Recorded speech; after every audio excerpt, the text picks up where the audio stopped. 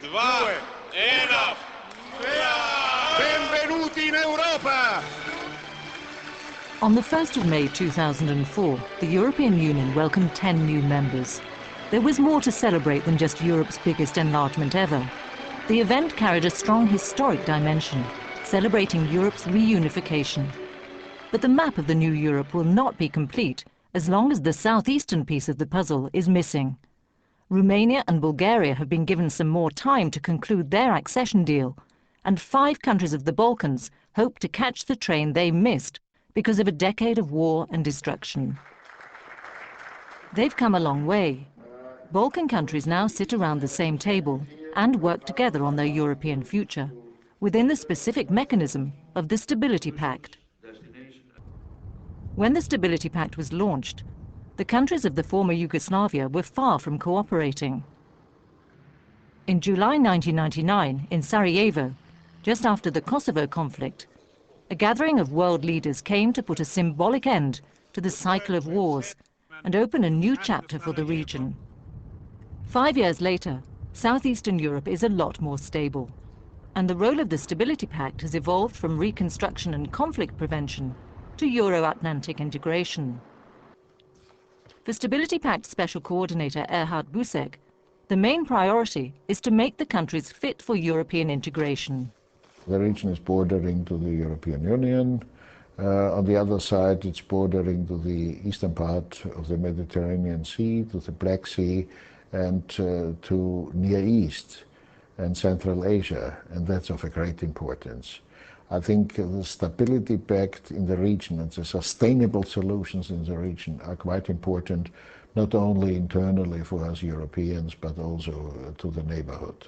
Therefore, the next step of enlargement is quite logically and also announced by the Thessaloniki Summit, Southeast Europe.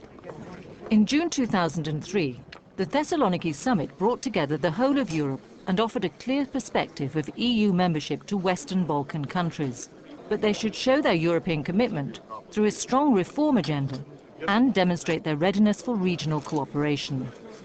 The message is clear. In order to cooperate with Brussels, you have to cooperate with your neighbours first. The Stability Pact focuses exactly on that, cooperation among countries of southeastern Europe. If you are neighbours, you have to live together and you have to sit together to improve the situation and the framework conditions. I think this is a regional cooperation. And here, after the 4 wars and having a new map in the region, it was quite necessary to develop it and to bring them together. The stubborn insistence of the pact on regional cooperation provoked grumbling among Balkan politicians. Still, the magnet of European integration made regional leaders realize they had a lot to gain. We must develop good relations with all our neighbours, with all neighbouring countries, as well as with countries of southeastern Europe. We want to have good relations with Slovenia, Bosnia-Herzegovina, Serbia and Montenegro, Albania, Romania and Bulgaria. We want good relations with all of them. At the initiative of the Pact, a network of free trade agreements has been formed. And this network will evolve into a common 55 million people market in southeastern Europe. This helps to attract investments, as from a business perspective, the region becomes more interesting if considered as one single market. In the energy sector, the Pact brought a major mind change, moving from the illusion of national self-sufficiency to cross-border cooperation. With some well-intentioned pressure from donors, leaders from the region realized they could save billions, and they're now preparing a regional electricity market fully compatible with the EU. Return of refugees was high on the agenda of the Stability Pact. Brokered by the Pact, cooperation among regional leaders helped remove political obstacles to find sustainable solutions for all. As a result, over the last 3 years, people returned in record numbers. Free and independent media is also a core objective of the Pact. All countries are confronted with formerly state-controlled media, which need to be taken out of government control, ensuring editorial independence.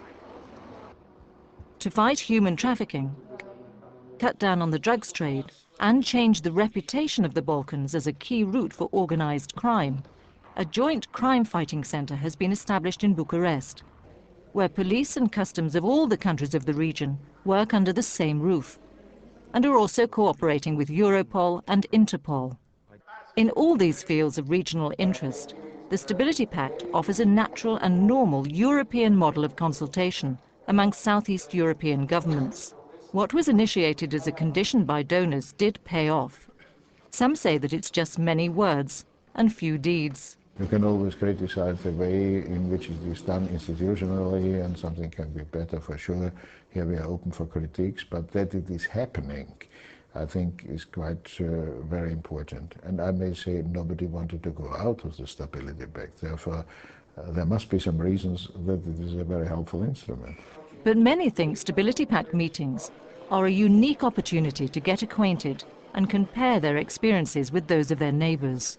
This is as well a good opportunity for Kosovo being part of the Stability Pact through UNMIC, and this gives us the chance that Kosovo voice would be heard in the region, and we appreciate the Stability Pact pragmatic orientation toward inclusion of Kosovo in the regional cooperation according to 1244.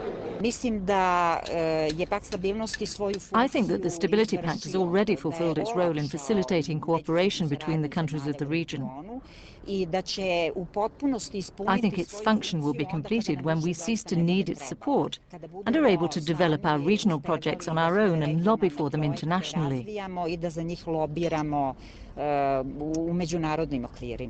The countries of Southeastern Europe are taking the process more and more into their own hands. So far, about 10 initiatives created under the Stability Pact umbrella have successfully been transferred to Southeast European capitals. For example, a centre for the collection of small arms and light weapons is now based in Belgrade. Zagreb is where the Sava River Commission is based, under which 4 countries along the Sava will jointly coordinate the protection and management of the Sava River Basin. The Special Coordinator sees this as the practical fulfilment of his mandate. There are for sure some problems for the role of the Stability Pact and the European Union, here I may say in Brussels, because sometimes we know what they have to do, but the real approach must be that they have to learn by themselves what they have to do, and we are only assisting. The very fact that heads of government in this region call on each other nowadays, just as naturally as elsewhere in Europe, is one of the key achievements of the Stability Pact. Behind it all, a strong driving force, the prospect of membership of the European Union.